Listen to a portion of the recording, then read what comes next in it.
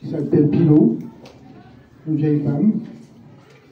Et quand elle a entendu ça, elle savait qu'elle avait 7 secondes pour aller dans un abri, dans une chambre éclate.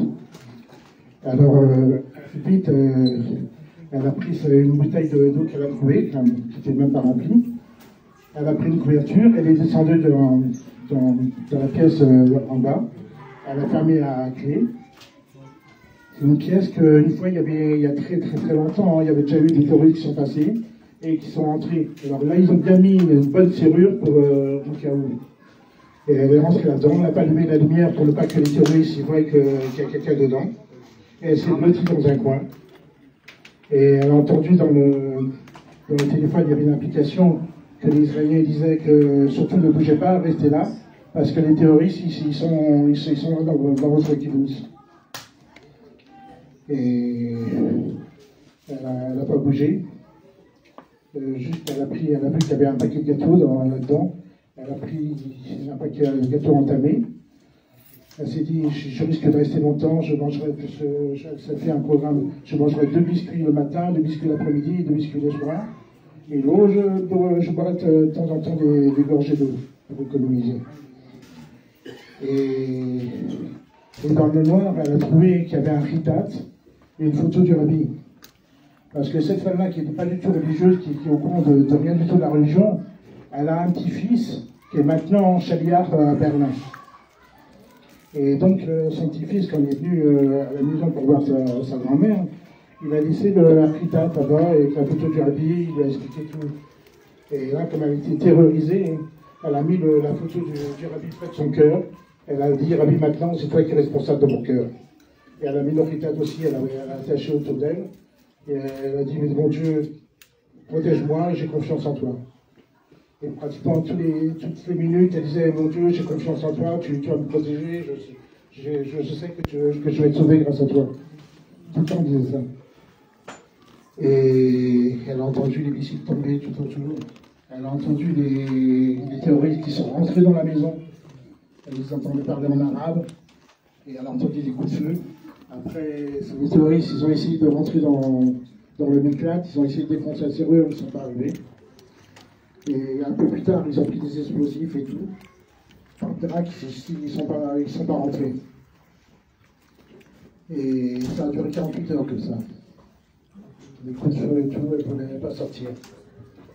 Et au début, elle a eu un coup de téléphone de son fils, enfin WhatsApp de son fils qui s'appelle Lorraine. Son fils, il lui a dit, maman, ne bouge pas, envoie-moi un GPS, je ne sais pas comment ça s'appelle, par Google, où tu es situé, et je vais arriver.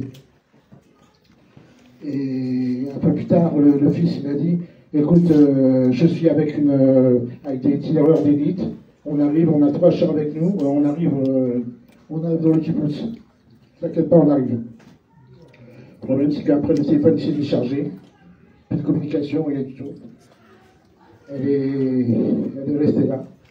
Et avec des coups de feu et tout, sans arrêt. Et les terroristes, ils ont essayé de passer par la fenêtre, au-dessus.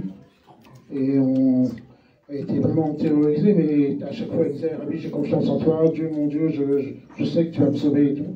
Et on ne sait pas pourquoi les terroristes, ils n'ont même pas cassé la fenêtre.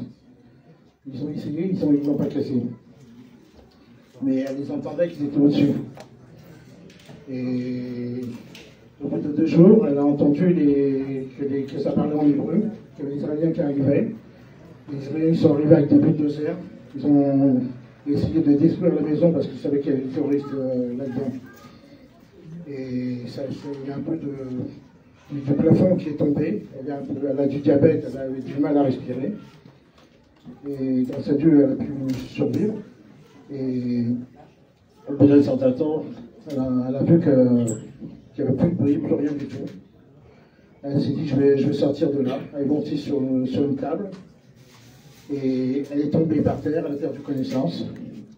Elle pense qu'elle a perdu connaissance pendant 1 heure, 1 heure et demie. Après, elle s'est réveillée. Elle a réussi à monter sur la chaise. Elle a mis une machine à coudre. Sur la machine à coudre, elle est montée. Elle a pris sa couverture avec elle. Elle a jeté par terre pour amortir le choc. Et elle a sauté. Elle Elle pensait que par terre, normalement, il n'y avait que du gazon, de l'herbe. Seulement, comme la maison était détruite, c'était du béton qui était là. Et grâce à Dieu, elle s'est fait mal à la jambe et elle n'a rien eu. Et elle s'est relevée en boitant, elle a marché. En chemin, elle a trouvé une bouteille d'eau, elle a bu. Et elle a continué à marcher. Elle ne reconnaissait plus le kibbutz et tout parce que c'était complètement en bruit. Et après, elle a trouvé une voiture, une Golf, une petite Golf, avec les clés à l'intérieur. Elle a pris la voiture et comme ça, elle a pu circuler dans le kibbutz. Et elle a vu qu'à l'entrée, il y avait plein de soldats. On ne savait pas si c'était des Israéliens ou pas. Elle a crié en hébreu, Tzahal, Tzahal. Et ils n'ont pas entendu. Alors elle avait peur, elle est partie de l'autre côté, mais souvent les Israéliens l'ont vue. Ils ont vu que c'était une vieille femme, alors ils ont couru et tout. Et ils l'ont rattrapée, ils l'ont soignée et tout. Et il y avait son fils Oren qui était là. Son fils Oren a dit, j'ai voulu rentrer, mais les soldats m'ont empêché de rentrer parce que c'était trop dangereux. Et ils sont entrés ensemble et tout. Et ça s'est bien passé. Et Jacobson, il dit, ça c'est con. Parce que normalement, c'est un véritable miracle. Un miracle que les terroristes n'ont pas tué. Un miracle qu'ils ont défoncé la porte avec des explosifs et tout. Ils n'ont pas pu rentrer. Ils n'ont pas pu rentrer par la fenêtre. Les bulldozers, ils ont tout détruit et elle était encore là. Et même qu'elle a pu tenir pendant 48 heures comme ça, avec un moral de fer, c'est un véritable miracle. À tel point que les Israéliens, ils n'ont même pas pensé rentrer dans la maison parce qu'ils se sont dit, tous les Juifs qui sont là, ils sont morts. C'est pas possible qu'il y ait une personne vivante. Et bon, elle était soignée. C'est comme ça que Jacobson il dit que, quand on pense bien, alors même la chose négative, c'est ça qui l'a fait vivre. Et Jacobson il conclut en disant que la même chose avec Noah. Noah, c'est marqué qu'il était un tzaddik dans sa génération. Comment ça se fait que Noah, pendant 120 ans, il a essayé de parler aux Juifs en leur disant que de faire tchouva et tout, que Dieu va envoyer un déluge, il n'a pas réussi à les convaincre. Alors qu'Abraham, dès qu'il était tout petit, il a convaincu le monde entier. Il dit parce que Noah, d'après Rachid, c'est pas un manque de confiance, mais il était pessimiste. Alors qu'Abraham, il était optimiste, il avait un punch, et il a pu faire la volonté de Dieu, et c'est comme ça qu'il a pu conquérir le monde. Hein, quand on est positif, alors tout devient positif. Shabbat Shalom.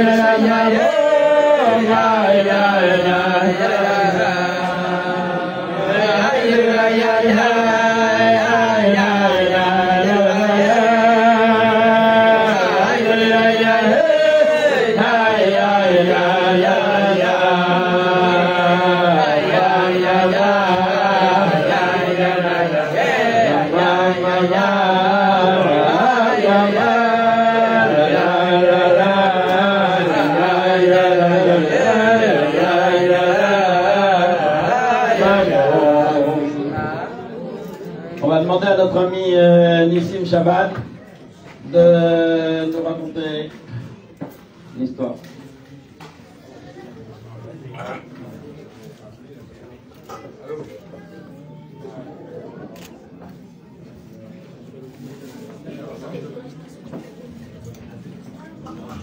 Shavuatov à Kousovor. C'est une histoire qui s'est passée juste après la guerre de Kippour, en 1973. Il y a un Rav Plotkin, un certain Rav Plotkin de Montréal, qui a décidé d'aller lutter Kislev chez le Rabbi. Donc c'était 2 mois après les événements. C'était très effervescent. Et il est parti du Tet Kislev, et puis c'était vendredi après-midi. Il s'est dit je vais aller à Manhattan. Il avait un ami là-bas, il s'appelle Menachem, on ne donne pas son nom de famille. Et il avait des bureaux à Manhattan, et il dit je vais lui rendre visite. Et il arrive, il le voit très perturbé, inquiet, soucieux. Il lui dit qu'est-ce que tu as? Il dit écoute, j'ai un souci, je pars pour des affaires, je vais en Thaïlande, je pars pour 2 semaines. Et le problème c'est que pour le retour, je vais passer par, je rends visite à ma mère en Israël, et on doit traverser pas mal de pays arabes, Liban, Syrie, etc. Alors j'ai pris un vol bien sûr American Airlines, c'est un vol américain, mais le problème c'est que j'ai pas encore reçu mon passeport américain. Donc je voyage avec un passeport israélien. Et il y aurait éventuellement des risques. Alors il lui a dit, écoute, je pense que la meilleure solution, demande une bracha au Rabbi. Il lui a dit quoi? On est Erev Shabbat, qu'est-ce que tu veux? Il a dit, je t'en prie, fais-le pour moi. Alors il appelle le secrétariat. Et il ne s'attendait pas du tout. 1h30 après, c'est Rav Radakov qui téléphone directement à ce Menachem, ce riche homme d'affaires. Et il lui dit, vous pouvez voyager, il n'y a pas de problème. Par contre, vérifiez les zones de chez vous. Alors il appelle son ami Plotkin, il était un petit peu furax. Il dit je comprends pas, j'ai fait vérifier il n'y a pas très longtemps un sophère qui les a vérifiés, posés lui-même, c'est récent, qu'est-ce que le Rabbi me demande? Il dit écoute, c'est simple, ou tu annules ton voyage, ou tu fais ce que le Rabbi te demande. Il lui a dit écoute, grâce à Dieu tu n'as pas un problème d'argent, fais venir un sophère chez toi au Motzei Shabbat. Bon, Rav Plotkin, il est retourné au Cévennes, et puis ensuite il est parti, il est retourné à Montréal, il n'a pas la suite de l'histoire. Yud-Shvat, il revient chez le Rabbi à New York, et il s'est dit je vais aller rendre visite à mon ami Menachem, et il ne savait pas exactement ce qui se passait. Et il arrive à Menachem, était très leibédique, très vivant, il racontait des choses, apparemment il avait l'air très content, et juste à ce moment-là, il désigne du doigt, quand Rav Plotkin rentre, il le désigne du doigt, il dit c'est lui. Il dit qu'est-ce qui se passe? Il dit je vais te raconter. Il dit qu'est-ce qui s'est passé depuis l'histoire? Je vais vous raconter l'histoire. Alors effectivement, j'ai voyagé, tout s'est bien passé. Je suis parti en Thaïlande. Et pour le retour, j'étais donc sur le vol American Airlines. Et on n'était pas très loin d'Israël. Et je priais dans l'avion, j'ai dit de toute façon, j'ai une bracha du Rabbi, il va rien m'arriver. Et à ce moment-là, le steward, il annonce, ou le commandant de bord, il annonce qu'il y a un souci technique, il va falloir atterrir. Là, il a commencé à avoir des angoisses. Il est parti voir vite le commandant de bord, etc. Il a dit, écoutez, c'est pas possible de trouver une autre solution, je suis israélien, avec les événements, ça peut se terminer très très mal. Et ils ont dit, écoutez, on va voir s'il y a une autre solution. Et quelques minutes plus tard, on a une solution, on va atterrir en Syrie. Il dit, mais c'est encore pire, c'est pas... Finalement, le mieux atterrir au Liban. Alors ils ne savaient pas comment faire, ils étaient très embêtés. Qu'est-ce qu'ils ont fait? Ils l'ont mis, il y avait un siège, plusieurs bancs qui étaient des sièges qui étaient libres. Ils l'ont allongé, ils ont mis une couverture dessus. Et ils se sont dit, bon, on va dire c'est un homme malade. Alors théoriquement, lorsqu'ils descendent de l'avion, ils vérifient au contrôle. Cette fois-ci, ils disent non, l'avion doit rester sur place. Donc déjà, c'était un avantage pour Hachem de pouvoir rester encore allongé, soi-disant malade, mais il avait une angoisse, mais alors énorme. Finalement, c'est les gardes frontières qui montent à l'intérieur et qui vérifient les passeports de tout le monde. Et ils ont vu quelqu'un allongé, mais ils n'ont même pas réagi. Et ça a duré pendant 24 heures, ni boire, ni manger. Pourquoi? Parce qu'il y avait encore des gardes à l'intérieur qui surveillaient l'avion. Parce qu'il y avait des espions israéliens ou quoi que ce soit, etc., etc. Et finalement, il a dit tout ça pour une des usages. Je vais vous dire que le Sofer, en fait, il est venu Motzei Shabbat. Et il a vérifié toutes les mezuzot que lui-même avait installées. Et il y avait une mezouza, donc il avait prévu avec lui d'amener d'autres mezuzot. Il y avait une seule mezouza. Et on sait très bien l'histoire dans TV que le rabbi a demandé, je pense, aux personnes qui voyageaient, ou aux shouchim plutôt, d'aller voir dans les maisons si les mezuzot. Donc on en a parlé après, encore aujourd'hui, Nifsa Tfili, Nifsa Mezouza, ça qui peut amener, avec les brachot du rabbi Bezrat Hashem, la Géoula très proche de Bezrat Hashem.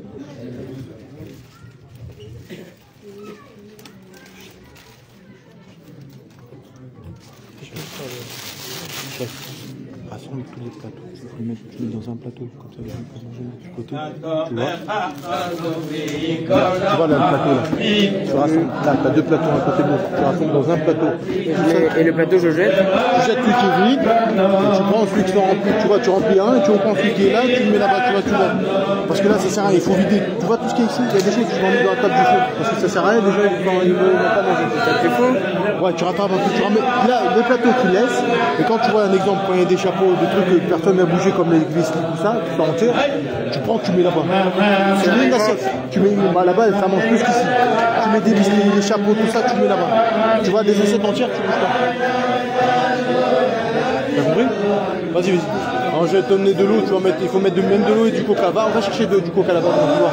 Viens, ah, vas-y, commence à faire ça. C'est fermé hein, le couloir. Je sais, j'ai écrit. C'est fermé. T'as l'écrit? Non, j'ai pris celle de Gabaï. Je vais te donner une clé en comptant. Okay.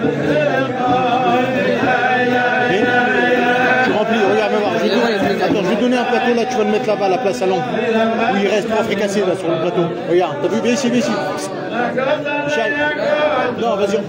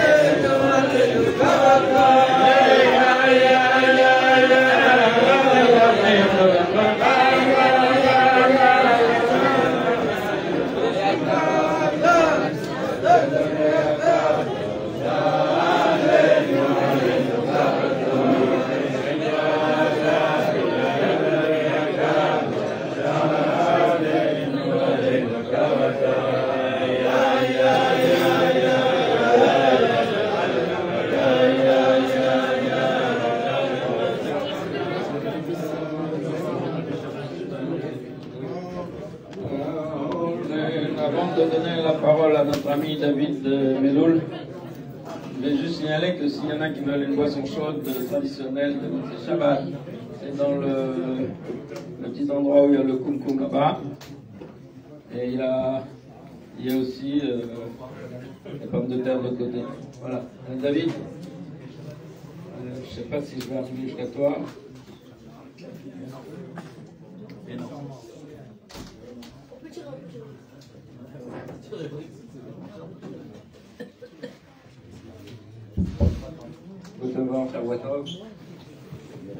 C'est une histoire que j'ai entendue jeudi soir, c'est une histoire que je ne connaissais pas. Alors ma sœur, il m'a raconté une histoire jeudi soir. C'est une histoire, il m'a dit que Rav Moulé lui a raconté. C'est une histoire, donc, il m'a raconté au cours de Rav Moulay. Rav Moulay lui a raconté cette histoire. L'histoire, elle est la suivante, c'est qu'un jour, il y a quelqu'un qui est venu voir Rav Moulay. Il avait des problèmes de famille.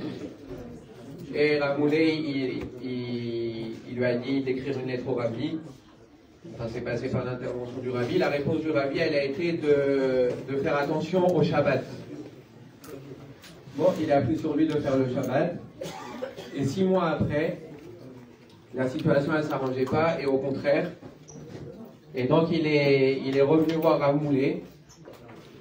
Et Rav Moulay, il a pris contact avec le secrétariat du Rabbi. Ce Rabbi, il m'a dit qu'il pense, il se souvient que c'est Rav Radakov, au préalable, avant que ça passe devant le Rabbi, le Rav Radakov, il a dit à Rav Moulay, assure-toi qu'il a bien fait ce que le Rabbi lui a demandé de faire. Donc Rav Moulay, il s'est assuré, il lui a dit, t'as bien fait comme le Rabbi t'a demandé de faire. Il a dit oui, oui. Donc, après s'être assuré de ça, Rav Moulay, il a transmis pour que le Rabbi il entende le problème de cet homme-là. Et il a eu le secrétariat. Et en fait, le Rabbi, il écoutait. Il écoutait pendant que le Rav Moulay parlait. Donc Rav Moulay, il lui a décrit le problème. Et il a entendu un des secrétaires dire « Est-ce qu'il a fait ce que le Rabbi lui a demandé de faire ?» Donc Rav Moulay, comme il avait vérifié au préalable, il a dit « Oui ». Et là, il a entendu le Rabbi faire un cri d'étonnement, mais un cri que le Rabbi, il aurait dit « Comment ?» Il a dit « Le sheker, il passe pas dans ce bureau ». Et donc Rav Moulay, il a dit qu'il ne savait pas quoi dire, quoi répondre, il était choqué, quoi. Il a été voir cet homme en question, il lui a demandé de dire la vérité, et il lui a dit qu'effectivement, il y avait des soirs, notamment en hiver, où il fermait le magasin après que Shabbat il soit déjà rentré. Donc Rav Moulay, il a dit que le Rabbi, de son bureau, il sait tout ce qui se passe dans le monde.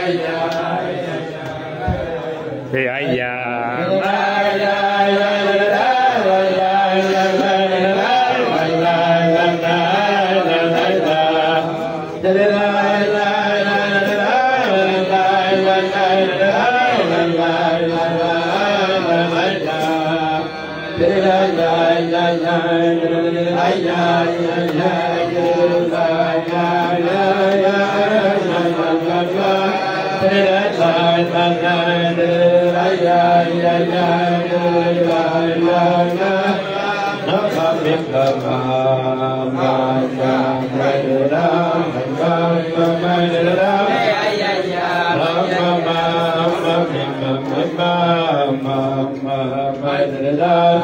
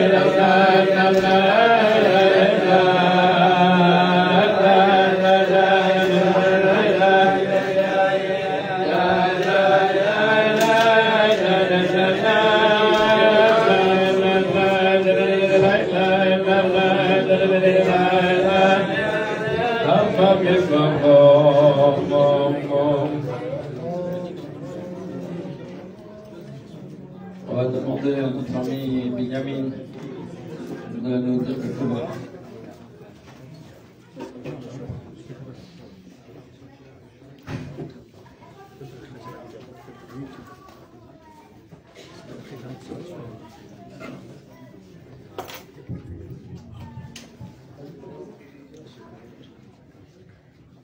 Shavua Tov à tous.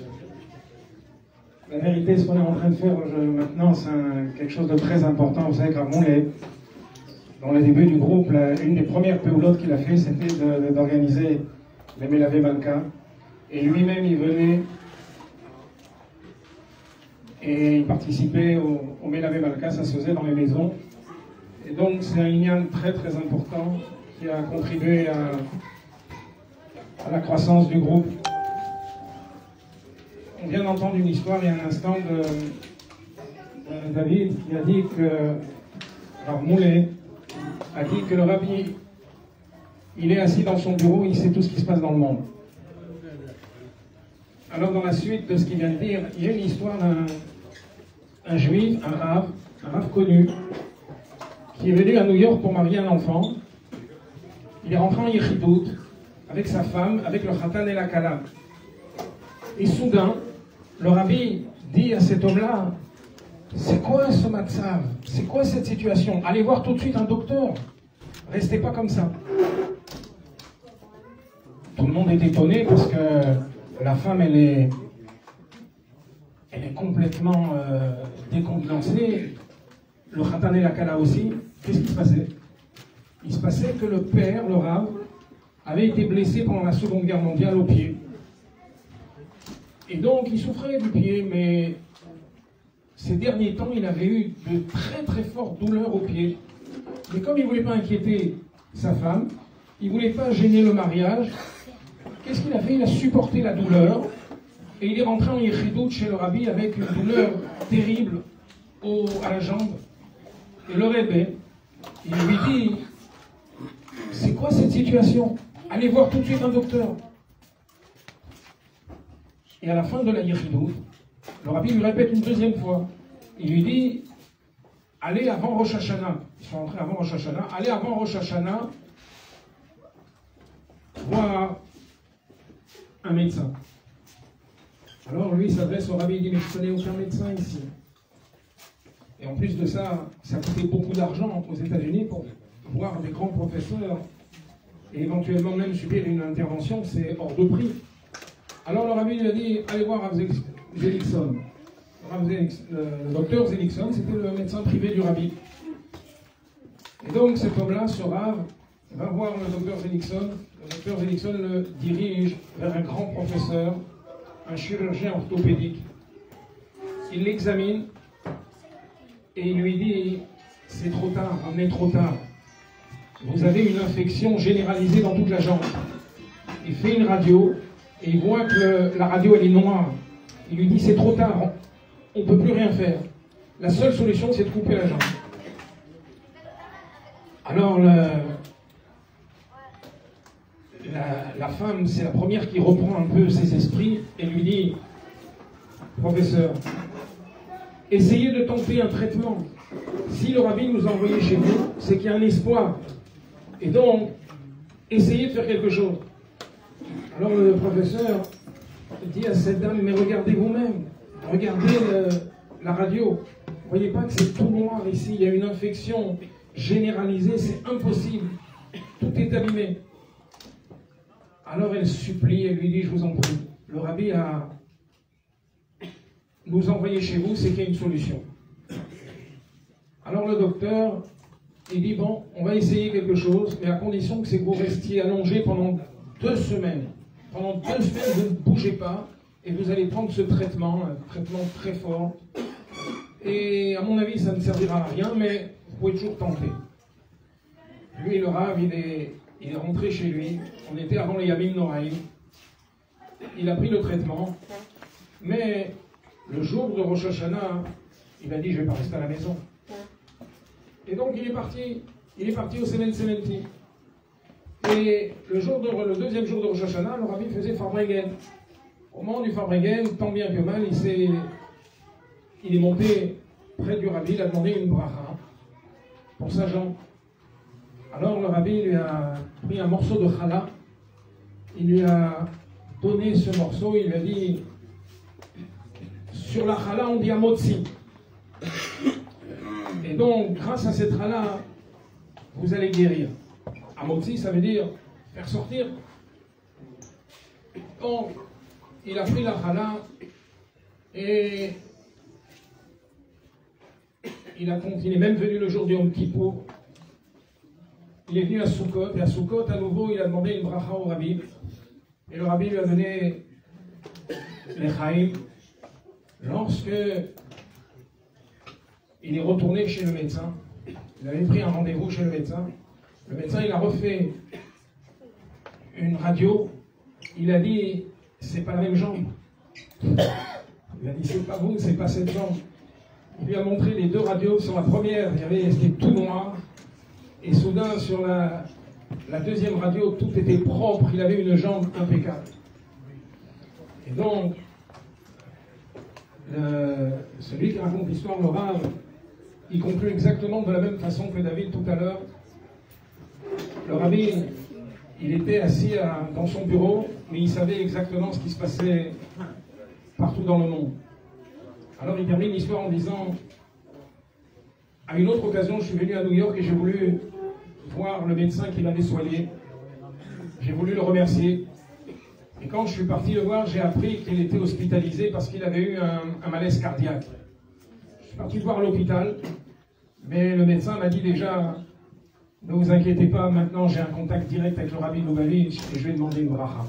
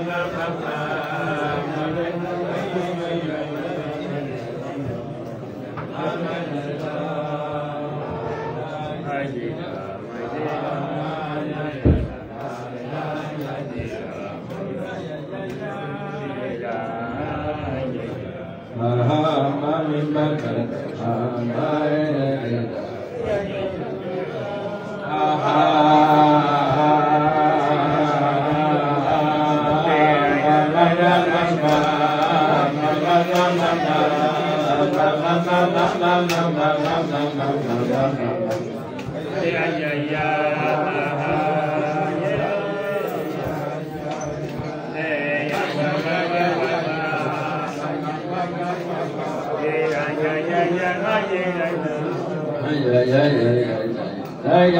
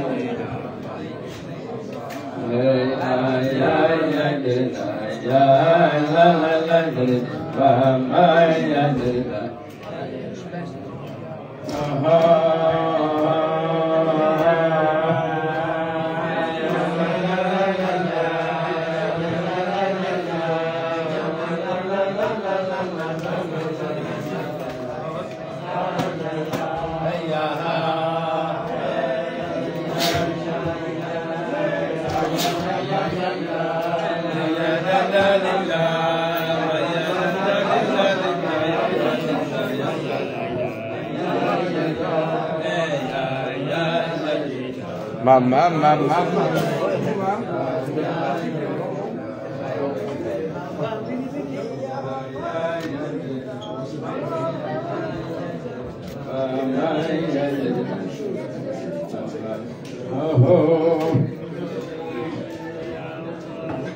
Bon. On va demander à Isaac.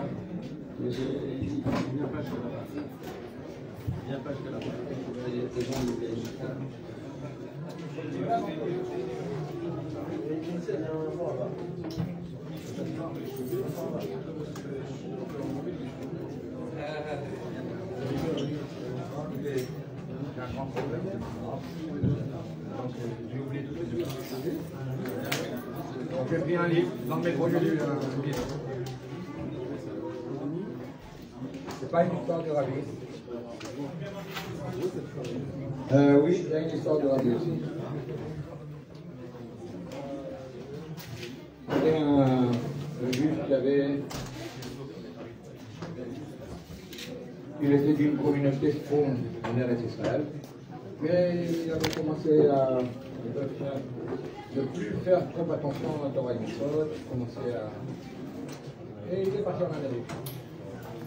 En Amérique, il a tourné, il a fait connaissance de quelques Chabad, un ami avec lequel il avait eu longtemps était connu. Donc il a commencé à se tourner avec lui, à habiter avec lui. Et il a marché, il a absolument, il lui a dit, tu ne peux pas rester comme ça, il faut que tu ailles voir le Rabbi. Alors lui, il était plutôt de Perse. Et il a dit, mais qu'est-ce que je vais avoir avec le Rabbi Lubavitch? Il a dit, non, il a insisté jusqu'à ce qu'il a dit d'abord, arrange-moi un rendez-vous avec le Rabbi. Ah ouais. Il est rentré chez le Rabbi. On va pas. Si. Tu vois, lui là, c'est mon papy. Le monsieur là, c'est mon papy. Ah non, je vois mon papy dans toutes les photos. Et comme ça, il a dit, j'avais déjà été voir des rabbinim, des rébéim, mais quand je suis rentré chez le Rabbi, j'ai compris que c'est pas la même chose. Prends des photos à papa. Alors le Rabbi a dit de s'asseoir, donc il s'est assis. Il a changé quelques mots. Ah ouais, regarde ça. Il y a une chose, il ne faisait plus trop attention, etc. Le Rabbi lui a dit, est-ce que vous avez connu Chassidut? Voilà, comme ça. Alors, et vous riez. Il lui a dit, oui, j'ai appris Chassidut, mais ça m'a pas donné, ça m'a pas trop touché. Alors le Rabbi lui a dit avec un sourire, alors apprenez le Messilat Yeshanim. Lève comme ça, on va pleurer. Tout à l'heure, moi, j'ai fait que débrouiller quand il était pas là. Il est sorti. Les méchants, ils regardent. Les années sont passées. On voit une photo de merci, tu vois. C'était la première fois qu'il voyait le Rabbi. Je crois que la deuxième fois, c'est là où il a été. Il s'est marié. Et il a eu un garçon. Et quand il a eu un garçon, son garçon qui grandit, quand c'était la bar mitzvah, et, je ne sais pas dans quel quartier de New York il habitait, mais en tout cas, il n'y avait pas un beau costume pour le petit. Donc ils ont dit on va descendre à Tronite. Et Ils sont arrivés à Kronheitz, ils ont fait les emplettes, et puis après, il s'est dit, mais c'est dimanche aujourd'hui, le rabbi, il reçoit. Donc, il avait été reçu en Yechidut 25 ans plus tôt. Et quand il a dit, je vais aller prendre le dollar, après tout, mon fils, il a bientôt bar mitzvah, prendre un dollar pour une bracha, pour lui. Et quand il est passé le dollar, le petit, il a pris le dollar, le rabbi a dit tout, le brachot, la rabbi. Et quand le père, il est passé derrière, le rabbi, il a dit avec un grand sourire, vous apprenez toujours, Mr. Tichari. Et là, il a dit, je ne sais pas combien de fois dans la vie, il se remémore ces moments-là, il a dit, Roi HaKodesh, comme ça, les milliers, les dizaines de milliers de personnes que le rabbi il a vu pendant ces 25 ans, mais là il était devenu un pauvre, il était habillé avec une barre, enfin il était habillé correctement comme un bon juif, je ne sais pas si c'est il avait, enfin bon, pas besoin de faire des pérochimes. Il est resté roi HaKodesh comme ça, il était Mitpaalout encore des années après. Il a dit, à chaque fois que je me rappelle de ce moment-là, je tremble d'émotion et de ce que j'ai vu. En ce qui concerne puisque c'est son anniversaire, c'était l'anniversaire hier. J'ai plusieurs personnes connaissent cette histoire. Le jour où la femme de Bassi elle est partie de ce monde, c'était un lundi. Et lundi soir, Moulay donnait toujours un cours de Tania au local, aux jeunes filles. Et quand il ne pouvait pas donner le cours, il appelait Touboul à la vache à lait. Et André, s'il ne pouvait pas, il me disait, tu peux m'en passer parce que vraiment je suis trop fatigué ou j'ai un programme chargé, etc. Et Moulay, maintenant, il est en train de partir pour l'enterrement de sa femme. Il est dans la voiture pour aller à l'aéroport. Et là, il m'appelle. Quoi. Il me dit, écoute, je ne sais pas si André il va voyager, mais je tiens sur toi ou sur lui, s'il voyage, tu iras donner le cours. Je veux que le cours de Tania, enfin, le cours de lundi soir, à 7h30, il soit assuré que le prof soit assuré.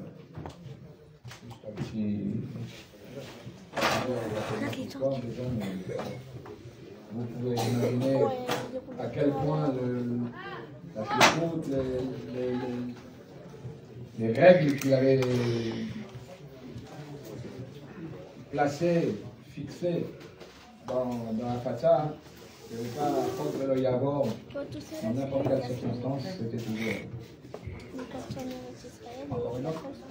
Oui. Il n'est que 10h07. Exact. Ah ouais, ça c'est méchant. On change l'heure, il n'est que 10h. Ne vous inquiétez pas.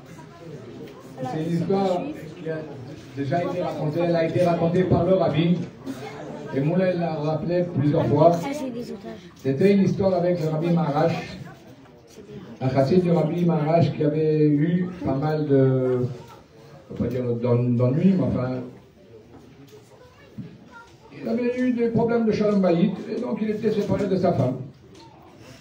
Mais les chassidim lui ont parlé, jusqu'à qu'à la fin, ils l'ont convaincu de retourner dans son foyer,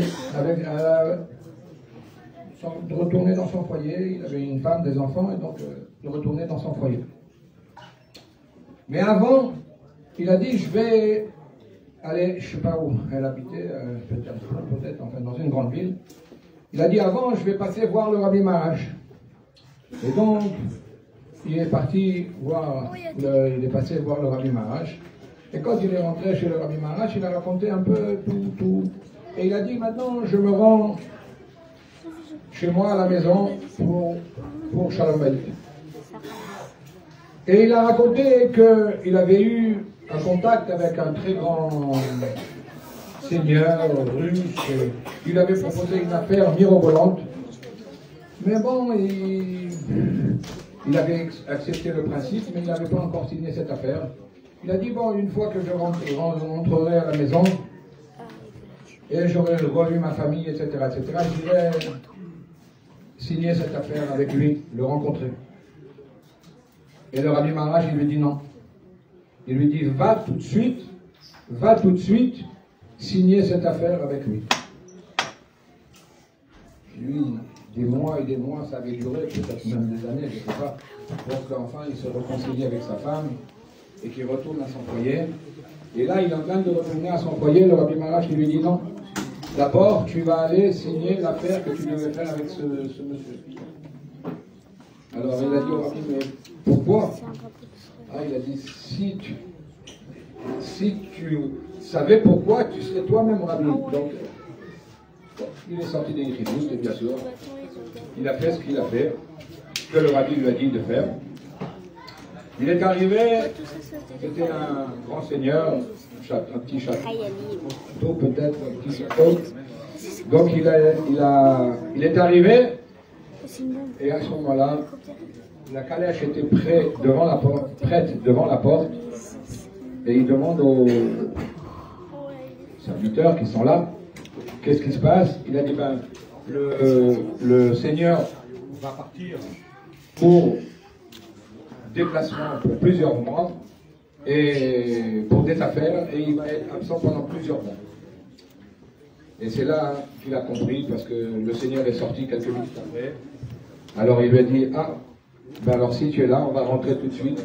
Il est rentré dans son bureau, il a signé l'affaire, et en effet, il s'est absenté pour plusieurs mois. C'est seulement après qu'il est rentré dans son foyer pour voir la famille. Il a compris que le Rabbi Maharaj lui avait conseillé. Encore une autre?